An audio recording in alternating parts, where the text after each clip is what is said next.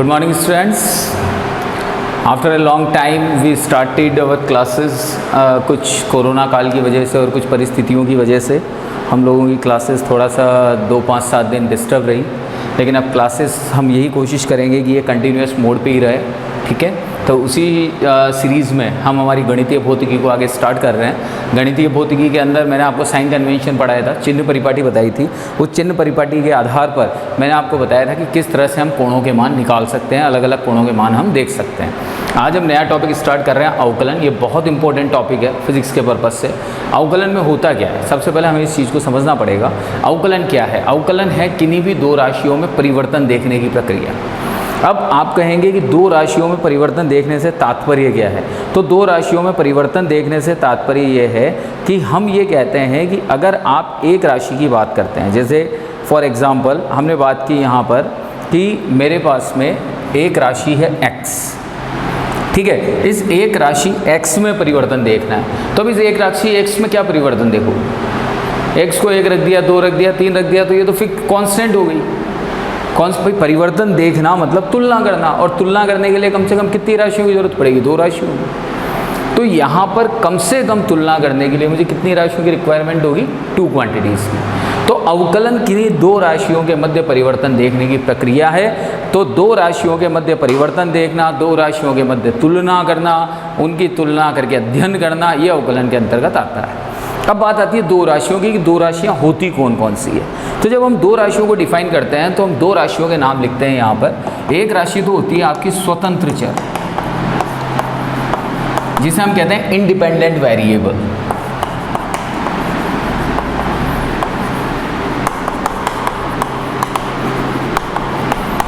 और एक होती है आपकी परतंत्र चर, जिसे हम कहते हैं डिपेंडेंट वेरिएबल।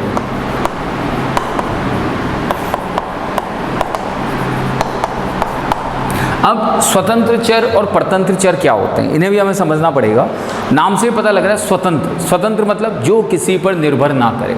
ऐसी राशियां जो किसी पर निर्भर नहीं करती, जिनका अपना खुद का अस्तित्व होता है, वो राशियां स्वतंत्र चर कहलाती है। जैसे x स्वतंत्र है, कुछ भी हो सकता है। y स्वतंत्र है, कुछ भी हो सकता है। z स्वतंत्र है, कुछ भी हो सकता है। यानी अगर हम एकल चरों की बात करेंगे तो एकल चर हमेशा कौन से चर कहलाएंगे? स्वतंत्र चर कहलाएंगे। लेकिन जब हम आते हैं परतंत्र चर पे, स्वतंत्र चर तो समझ में आ गया होगा आपको, ऐसी राशियां जो किन्हीं अन्य राशियों पर निर्भर ना करें, उन्हें हम स्वतंत्र चर कहते हैं। और परतंत्र चर कौन होते हैं? परतंत्र चर वो होते हैं जो स्वतंत्र चर पर निर्भर करते हैं, जिनका मान स्वतंत्र चरों के मान के आधार पर बदलता है, उन्हें हम परतंत्र चर कहते हैं। जैसे फॉर एग्जांपल मैं एक इक्वेशन लिख रहा हूँ आपके सामने।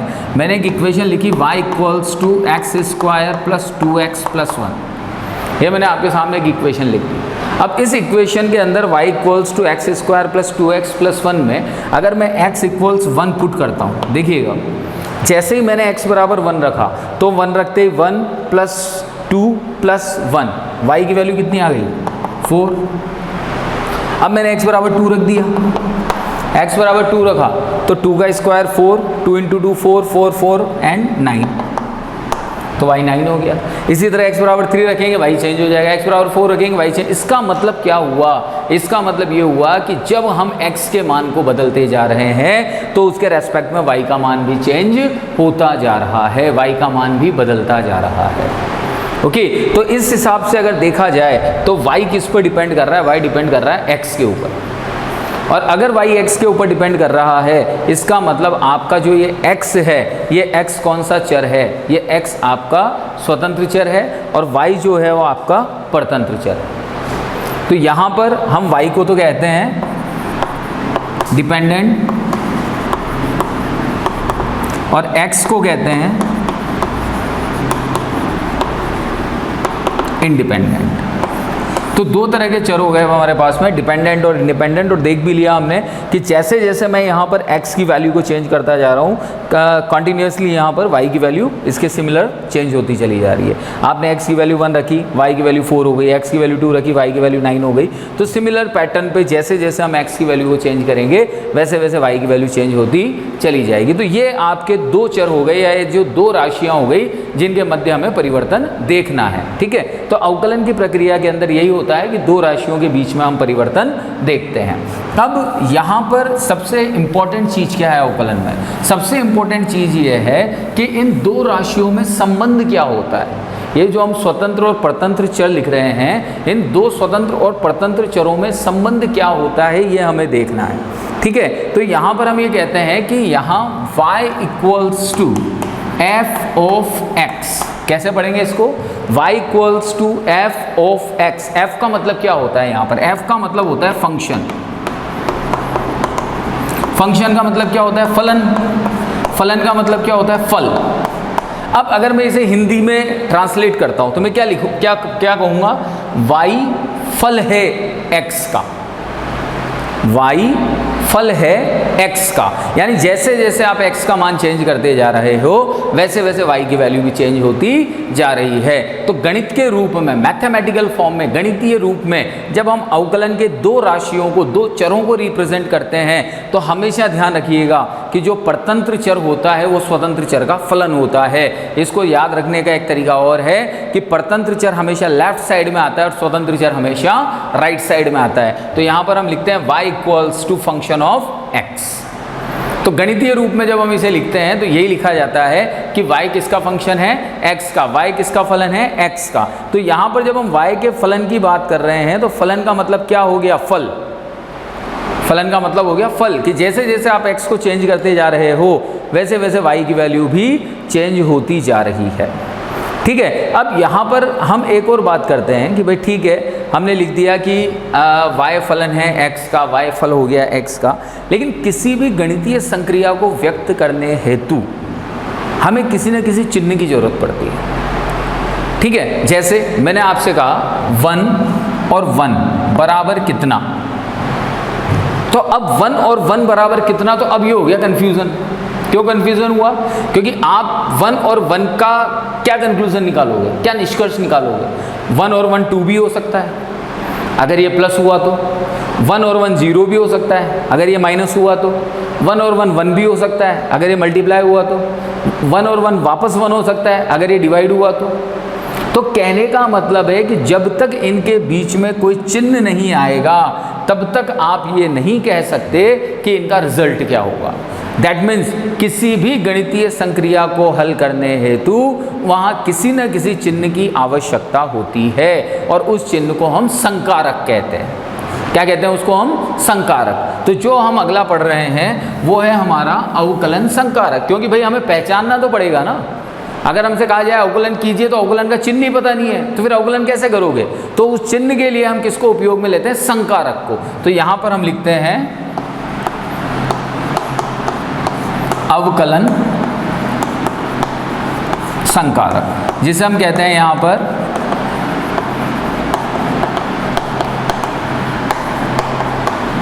Differentiation operator. ठीक है, तो अवकलन संकारक बनाने के लिए एक बहुत सिंपल सा ट्रिक आपको बता रहा हूँ कि अवकलन संकारक में सबसे पहली चीज, अवकलन किससे स्टार्ट हो रहा है? डिफरेंशिएशन। एक इंग्लिश नेम है अवकलन का डिफरेंशिएशन, और डिफरेंशिएशन किससे स्टार्ट हो रहा है? डी से। तो हम क्या करते हैं यहाँ पर? डी बाय डी, अपॉन नहीं बोलेंगे, क्या बोलेंगे? D by D.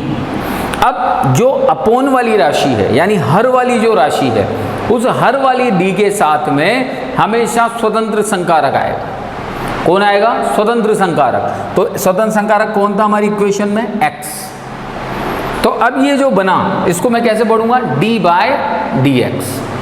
ये d बाय डी एक्स क्या हो गया मेरा? ये d बाय डी एक्स मेरा संकारक हो गया। इसको मैं क्या कहूँगा? अवकलन का संकारक। अब ये अवकलन का संकारक बता क्या रहा है, इस चीज़ को भी समझना है, क्योंकि मैंने जब आपको अवकलन डिफाइन किया शुरू में, तो अवकलन में मैंने आपको ये डिफाइन किया कि अवकलन दो राशियों के मध्य परिवर्तन को दर्शाता है। ये डिफाइन मैंने आपको किया। तो अब दो राशियों के मध्य परिवर्तन को दर्शाता है तो ये चिन्ह बन गया डी बाई डी एक्स। तो ये तो संकारक को रिप्रेजेंट कर रहा है, लेकिन यहाँ पर मैं किसके सापेक्ष किसमें परिवर्तन देख रहा हूँ वो मुझे देखना है। तो यहाँ मैं डी बाई डी एक्स की जब बात कर रहा हूँ तो मैं यहाँ एक्स के सापेक्ष, x कौन है यहाँ पर? स्वतंत्र राशि। इसके सापेक्ष हम किस में परिवर्तन देखेंगे? परतंत्र में। x के सापेक्ष हम किस में परिवर्तन देखेंगे? परतंत्र में। तो यहाँ पर d बाई डी एक्स, परतंत्र कौन है? y। परतंत्र कौन है? y। यानी x के सापेक्ष में किस में परिवर्तन देख रहा हूँ? y में। तो मैं इसे कैसे पढ़ूंगा? x के सापेक्ष y का अवकलन। पढ़ने का तरीका समझिएगा। ये तो हो गया आपका संकारक। इस संकारक का मतलब हुआ कि आपको परिवर्तन देखना है x के सापेक्ष, लेकिन किस में परिवर्तन देखना है? राशि y में। तो जिसमें परिवर्तन देखना होता है वो हमेशा अंश में आता है, और जिसके सापेक्ष परिवर्तन देखना होता है वो हमेशा हर में आता है। समझ में आ रही है मेरी बात? जैसे एक एग्जाम्पल, एक इक्वेशन हम लेते हैं, r equals to t square plus 1। तो सबसे पहले तो मुझे इस इक्वेशन में ये समझना पड़ेगा कि परतंत्र कौन है और स्वतंत्र कौन है। तो मैं यहाँ किसका मान रखूंगा जो कौन बदलेगा? तो अगर मैं t का मान बदलता हूँ तो r बदलता जाएगा, ठीक है। और लेफ्ट साइड वाली राशि हमेशा परतंत्र होती है और राइट साइड वाली राशि हमेशा स्वतंत्र होती है। तो इसका मतलब r फंक्शन है किसका? t का। अब कई बार स्टूडेंट क्या कहते हैं, सर टी स्क्वायर है, टी स्क्वायर का फंक्शन है। तो भाई टी स्क्वायर की जगह वैल्यू रख रहे हो या टी की जगह वैल्यू रख रहे हो? ये सोचने वाली बात है। जिसके स्थान पर हम मान रख रहे हैं वही फंक्शन होता है। आप टी का मान रखोगे, टी स्क्वायर का नहीं रखोगे। तो इसीलिए हम कहते हैं यहाँ आर फंक्शन है टी का।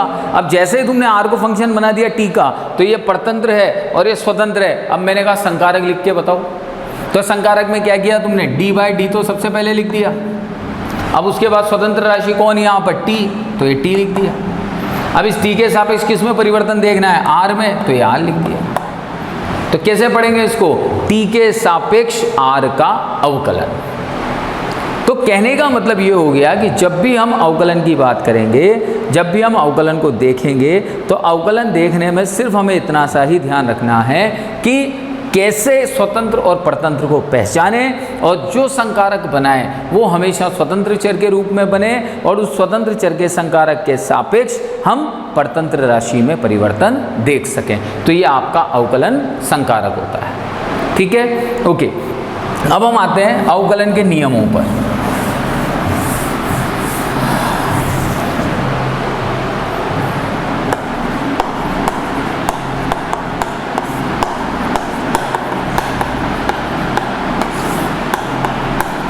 अवकलन के नियम, सबसे पहला हम नियम लेते हैं अवकलन के नियमों में कि कोई भी अचर राशि अगर होती है, अचर मतलब कांस्टेंट, तो किसी भी अचर राशि का अवकलन शून्य होता है। ध्यान रखो। अब आप कहेंगे कि अचर राशि का अवकलन शून्य क्यों हुआ? दो तरह की राशियां होती है, एक होती है चर, एक होती है अचर।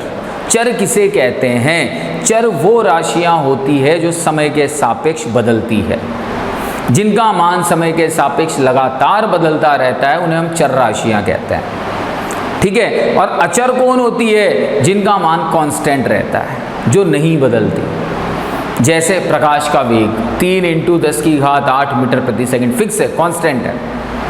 तो ऐसी राशियां जो समय के सापेक्ष अपने मान को नहीं बदलती वो अचर कहलाती है, और ऐसी राशियां जो समय के सापेक्ष अपने मान को बदल देती हैं वो चर कहलाती हैं। तो अगर किसी राशि में परिवर्तन ही नहीं हो रहा तो उसका अवकलन 0 होगा। क्यों? क्योंकि अवकलन परिवर्तन की प्रक्रिया है। और अगर आपकी किसी राशि में परिवर्तन ही नहीं हो रहा तो इसका मतलब उसका अवकलन क्या है? 0। तो यहाँ पर हम यही लिखते हैं, पहला पॉइंट जो है हमारा, पहला नियम जो है कि किसी भी अचर राशि का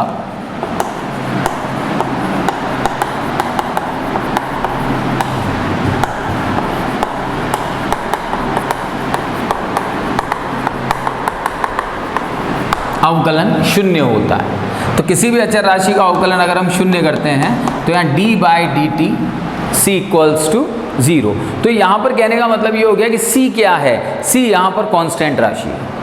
c को हम क्या कहेंगे? कांस्टेंट। तो c यहाँ क्या है आपका? कांस्टेंट। इसको बोलते हैं हम अचर, ठीक है। अब दूसरा नियम लेते हैं जिसे हम कहते हैं योगफल नियम। अब योगफल नियम क्या कहता है? योगफल नियम ये कहता है कि मेरे पास में दो फंक्शन है, दो फलन है मेरे पास में, दो फंक्शन है f1x और f2x, ठीक है। किसी भी राशि के दो फंक्शन है तो मैंने माना कि मेरे पास में दो फंक्शन है f1x और f2x। किस रूप में? ये योग के रूप में। तो y बराबर, मैं इसे योग के रूप में लिख रहा हूँ f1x प्लस f2x। y किसका फंक्शन है? अब आप कहोगे सर 2 हो गए यहाँ, तो f1 भी हो गया f2 भी हो गया। अरे f1 f2 से मतलब नहीं है, हमें तो सिर्फ ये देखना है कि यहाँ f1 f2 के साथ है क्या, तो f1 f2 के साथ x है, इसका मतलब y फंक्शन है x का। तो y फंक्शन x का है तो ऑपरेटर क्या आएगा? d बाय dx, स्वतंत्र चर के रूप में आ गया। इसके सापेक्ष किसका अवकलन करना है? y का, y लिख दिया। अब d बाई dx, y की वैल्यू क्या है? f1x प्लस f2x, रख दी y की वैल्यू। अब करना क्या? सिंपल, एक एक राशि का अवकलन कर दो। जैसे सिंपल तुम जब अलजेब्रा पढ़ते हो तो अगर मैं ऐसे कोई इक्वेशन लिखता हूँ 2x प्लस y, तो इसको जब सॉल्व करते हो तो क्या लिखते हो तुम? 2x प्लस 2y, ये लिखते हो ना। तो बस वैसे के वैसे यहाँ इसको अलग अलग कर दो, तो यहाँ इसको जब अलग अलग करोगे तो d by dx f1x plus d by dx f2x, ये इसका योगफल नियम हो गया। ठीक है, अब इसके बाद में आता है इसका व्यवकलन नियम। व्यवकलन का मतलब क्या होता है? घटाना। व्यवकलन नियम में कुछ भी नहीं है, यहाँ जो तीसरा नियम हम लेते हैं वो हम तीसरा नियम लेते हैं, व्यवकलन नियम। व्यवकलन नियम के अंदर यहाँ पर जो सिंबल लिया जाता है, यहाँ पर जो हम सिंबल लेते हैं वो सिंबल क्या लेते हैं? माइनस, ये माइनस। ओके, और जब हम इसे सॉल्व करते हैं, वही सेपरेट करते हैं, तो सेपरेट करते ही यहाँ भी क्या आ जाता है? माइनस।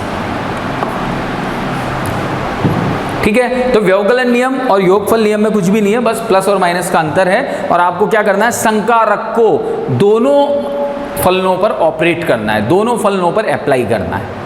अभी थोड़ा समझ में कम आ रहा होगा कि सर अप्लाई कर रहे हैं तो अब इनके रिजल्ट्स क्या आएंगे, तो ये अभी हम फॉर्मूले जब निकालेंगे हम आगे, अभी हम फॉर्मूलों पे चलेंगे, अभी हम इसका एक बेसिक फॉर्मूला बताएंगे, तो फिर हमें समझ में आता जाएगा कि ये कैसे चल रहा है ना। अभी तो सिर्फ हमें ध्यान रखना है कि हाँ भाई कोई फंक्शन है, उसको हमने योगफल के रूप में लिखा तो संकारक दोनों पर अलग अलग आरोपित हो गया, व्यवकलन के रूप में लिखा तो संकारक दोनों पर अलग अलग आरोपित हो गया।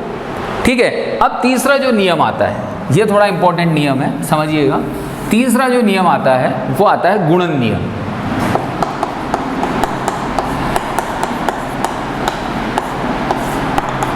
वापस वही चीज कि हमारे पास में दो फलन है, f1x और f2x, ये गुणा के रूप में है हमारे पास। अब यहाँ पर अवकलन ये कहता है कि भाई दो राशियाँ या दो चर एक साथ अगर आपको दे दिए जाएं तो क्या उनका अवकलन एक साथ किया जा सकता है क्या? तो आंसर आएगा नो। इसको मैं समझाने का एक बहुत अच्छा तरीका आपको बताता हूँ कि आपके सामने दो छोटे बच्चे बैठे हुए हैं, ठीक है। उन दो छोटे बच्चों को आपको खाना खिलाना है। दोनों छोटे बच्चे आपने बिठा रखे हैं, आपको उनको खाना खिलाना है। आप खाना कैसे खिलाओगे? सबसे पहले एक बच्चे को खिलाओगे, ठीक, उसको खिलाया, एक बाइट उसको खिलाया, फिर दूसरा बाइट उसको दूसरे को खिलाया, फिर इसको, फिर उसको, ऐसे खिलाएंगे या दोनों बच्चों को एक साथ खिलाते जाएंगे one by one? Same process यहाँ पर है कि जब वहाँ पर आप एक बच्चे को एक बाइट खिलाते हो तो दूसरा बच्चा बैठा रहता है, और जब दूसरे बच्चे को एक बाइट खिलाते हो तो पहला बच्चा बैठा रहता है। तो यहाँ पर भी वही करना है गुणन नियम में कि जब हम अवकलन करते हैं तो अवकलन सिर्फ एक राशि का होगा, एक चर का होगा। तो एक चर का अवकलन हुआ तो दूसरा बैठेगा, और दूसरे चर का अवकलन हुआ तो पहला बैठेगा, यही होता है। तो यहाँ पर जब हम अवकलन करते हैं तो d by dx of y equals to, ये y की वैल्यू हमने यहाँ पर रख दी f1x f2x। तो यहाँ पर पहले f1x बैठ गया, f2x का अवकलन कर दिया हमने, ठीक है, फिर f2x बैठ गया और f1x का अवकलन कर दिया, ठीक है। वही किया, एक को बिठाया, दूसरे को खिलाया, जिसको खिलाएंगे वो संकारक के उधर चलेगा, क्योंकि इस पे ये संकारक काम करेगा, ऑपरेट करेगा। संकारक इस पे काम नहीं करेगा, ध्यान रखिएगा। संकारक के राइट हैंड साइड में जो क्वांटिटी होगी, जो राशि होगी, ये संकारक सिर्फ उसे प्रभावित करेगा, लेफ्ट साइड वाली राशि से कोई मतलब नहीं है। तो पहले को रोका, दूसरे का अवकलन कर दिया, फिर दूसरे को रोका, पहले का अवकलन कर दिया। तो ये कहलाता है अवकलन का गुणन नियम, जिसके अंदर अब अगर मान लीजिए यहाँ तीन होते तो क्या करते? दो को रोकते, एक का अवकलन, फिर जिसका अवकलन किया था उसे हटा के उसकी जगह दूसरा लाते, फिर दो रुक जाते, फिर एक का अवकलन। तो कहने का मतलब है कि एक बार में एक ही राशि का अवकलन होगा, एक साथ आप दो राशि का अवकलन नहीं कर सकते। ठीक है, तो ये बात समझ में आ गई होगी मेरे हिसाब से ढंग से। ठीक, इसके बाद में तीसरा अगला जो नियम आता है वो आता है आपका भागफल का नियम। तो ये भागफल का नियम क्या होता है देखते हैं। देखो इसमें तो इसी का एक एग्जाम्पल ले लेते हैं गुणन नियम का। जैसे y इक्वल्स टू है ax। अब यहाँ पर थोड़ा सा ध्यान दें तो y और x तो है चर, y है अचर, x है स्वतंत्र, y है परतंत्र। और ये जो a है, a एक स्थिरांक है, एक कांस्टेंट टर्म है। ठीक है, एक अचर राशि है। अब है तो दोनों मल्टीप्लाई में, तो गुणन नियम लगाऊं। गुणन नियम लगाने के लिए पहले तो संकारक लिखूंगा। तो y किस पे डिपेंड कर रहा है, x पे, तो संकारक dy dx ऑफ y की वैल्यू पुट कर देते हैं। y की वैल्यू पुट किया आपने ax। भाई अलग अलग करो, एक को रोका, दूसरे का अवकलन, फिर दूसरे को रोका, पहले का अवकलन। अब यहाँ पर ये जो a है ये अचर राशि है। कौन सी राशि है, अचर। और अचर का अवकलन हमेशा जीरो होता है, ध्यान रखना। अचर का अवकलन हमेशा क्या होता है, जीरो। तो ये तो हो गया आपका जीरो। अब बची ये वाली टर्म, तो ये टर्म बची, तो x का अवकलन क्या होगा हमेशा, एक। तो x का अवकलन जो भी होगा, मतलब एक अभी कैसे एक आएगा वो बताऊंगा मैं भी आपको। तो अभी तो आपको सिर्फ ये ध्यान रखना है कि यहाँ पर ये जो a है ये अचर राशि है। अचर राशि का अवकलन शून्य होता है हमारे नियम के अनुसार। तो ये पूरी टर्म जीरो हो गई, क्योंकि ये जीरो हुआ तो जीरो से x मल्टीप्लाई होगा तो पूरा जीरो हो जाएगा। तो सिर्फ ये बचा। तो इससे क्या निष्कर्ष निकला कि जब भी कोई गुणा के रूप में एक चर और एक अचर राशि आएगी तो आप अचर को डायरेक्ट बाहर निकाल दो, इतना प्रोसेस करने की जरूरत ही नहीं है। आप डायरेक्ट यहाँ पर क्या लिख सकते थे, a dy/dx ऑफ x। अगली स्टेप लिखने की जरूरत ही नहीं, यहीं पर काम पूरा हो गया। ठीक है, तो a dy/dx ऑफ x खत्म यहाँ पे। तो ये हो गया आपका गुणन नियम। अब इसके बाद हम आते हैं अगले भागफल नियम पे।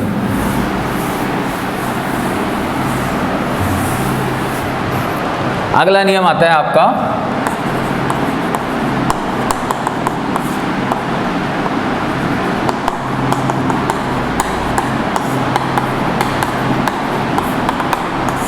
भागफल नियम। भागफल नियम क्या कहता है, हम कहते हैं वही वापस माना y बराबर दो फंक्शन है f1x f2x, दो फलन है। ठीक है, भाग के रूप में लिख दिया मैंने, भागफल के रूप में। y किसका फंक्शन है, x का। स्वतंत्र चर कौन है, x। ठीक है, तो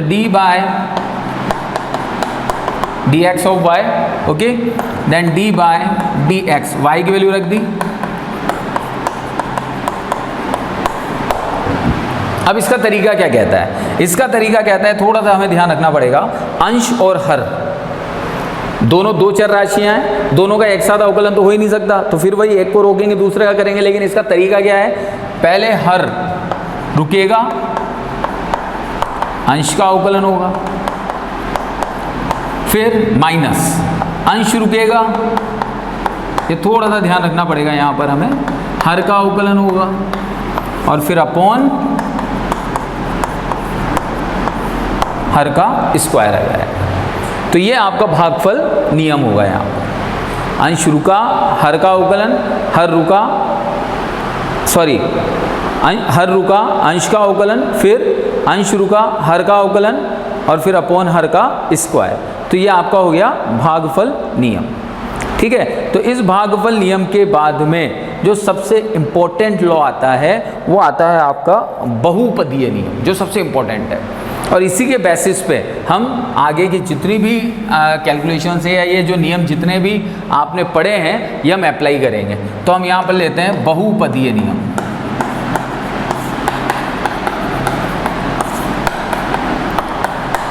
अब बहुपदीय नियम क्या होते हैं देखिएगा, मैंने बहुपदीय, मैंने बहुपद का मतलब जिसमें एक से ज़्यादा पद हों। तो मैंने माना y बराबर x की घात n, n कुछ भी हो सकता है, 2 3 4 5 6 7 8 9 10, n कुछ भी हो सकता है। तो y इक्वल्स टू हो गया x की घात n। ठीक है, अब जब यहाँ पर मैं इसका अवकलन करूँगा, बहुत ध्यान से समझिएगा, सबसे इंपॉर्टेंट फॉर्मूला ये। सबसे पहले स्वतंत्र कौन, x राइट साइड, परतंत्र कौन, y। अवकलन संकारक किस रूप में लिखा जाएगा? स्वतंत्र चर के रूप में। तो क्या लिखा मैंने? d/dx। x के सापेक्ष किसका अवकलन होगा? परतंत्र का। परतंत्र कौन? y। तो ये लिख दिया y। अब y की वैल्यू कितनी है? x पावर n, ये x पावर n। अब अवकलन कैसे करेंगे?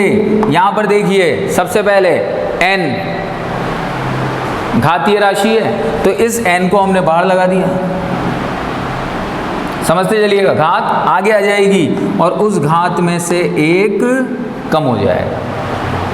घात आ गई आगे और घात में से हो गया एक कम। ये बहुत इंपॉर्टेंट है, दोबारा समझिए। कोई बहुपदीय पद अगर हमें दे रखा है तो जब हम इसका अवकलन करेंगे तो घात तो आ जाएगी आगे और उस घात में से एक कम हो जाएगा। तो ये हो गया y equals to x power n। जब हमने इसे सॉल्व किया तो ये हो गया nx n-1। एक एग्जाम्पल बताता हूँ इसी का मैं आपको। जैसे मैंने आपसे कहा y equals to x square, ठीक है, संकारक ले लिया d/dx ऑफ y। y की वैल्यू पुट कर दी यहाँ पर। अब क्या होगा? घात आएगी आगे और घात में से एक कम, ठीक है। तो घात में से एक कम होते क्या आ गया? 2x। तो बहुत सिंपल है अवकलन, कुछ भी नहीं है इसके अंदर। बस इसमें हमें फॉर्मूलों को ध्यान रखना पड़ेगा। इसमें हमें स्वतंत्र और परतंत्र चर की पहचान होनी चाहिए कि स्वतंत्र चर कौन होगा, परतंत्र चर कौन होगा, और उसके आधार पर फिर हम इसको सॉल्व आउट कर सकते हैं। जैसे एक और एग्जाम्पल है आप ही का, y equals to 2x square. बहुत सिंपल है, एक चर है एक अचर है। मैंने अभी तुम्हें बताया दोनों का एक साथ अवकलन करने की जरूरत नहीं है। जहां एक चर और अचर का कॉम्बिनेशन आ जाए, अचर को सीधा बाहर निकाल दो। अलग अलग करके भी करोगे तब भी वही आएगा, और चर का अवकलन कर दो तो अब दो तो बाहर चलता रहेगा। ऐसे एक्स स्क्वायर का अवकलन किया तो एक्स स्क्वायर का अवकलन कितना आया? 2x। तो ये कितना हो गया? 4x। सिंपल, ठीक है। इसी तरह से एक और इक्वेशन ले लेते हैं यहां पर हम, y इक्वल्स टू, जैसे ये समीकरण ले लिया हमने। अब देखो 1 2 योगफल नियम लग रहा है। योगफल नियम क्या कहता है? अलग अलग कर दो चरों को। तो d/dx ऑफ y की वैल्यू रख दी, अलग अलग कर दिया।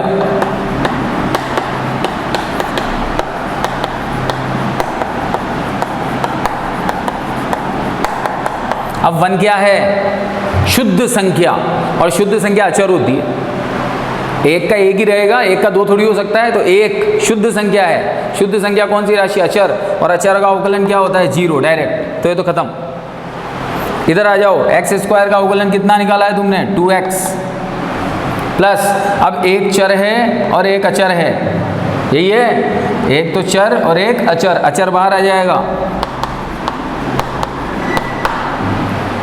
इसका अवकलन करो तो x के ऊपर घात कितनी मानेंगे? 1 मान सकते हैं, ठीक है। तो ये 2x प्लस 2, अब घात आएगी आगे और इसी घात में से एक कम हो जाएगा। तो अब क्या बचा तुम्हारे पास? 2x प्लस x की घात 0। x की घात 0, किसी भी चर राशि की घात अगर 0 होती है तो उसका मान कितना होता है? 1। तो ये क्या हो गया? 2x plus 1। देखो हमेशा एक चीज ध्यान रखना, कई स्टूडेंट्स क्या गलती कर देते हैं, आपने संकारक लगाया, आपने अवकलन किया और अवकलन करने के बाद भी ये d/dx साथ साथ चलाते रहते हैं, जबकि ये एकदम गलत है। आपका काम है अवकलन करना। जैसे ही आपने अवकलन किया, अवकलन करते ही ये संकारक अपनी जगह से हट जाएगा। क्लियर है ये चीज़ सबको? ठीक है। तो बेटा इनको ध्यान से पढ़ना, ध्यान से इनके लॉस देखना। नेक्स्ट क्लास में फिर हम इससे आगे के क्वेश्चंस करेंगे। Thank you.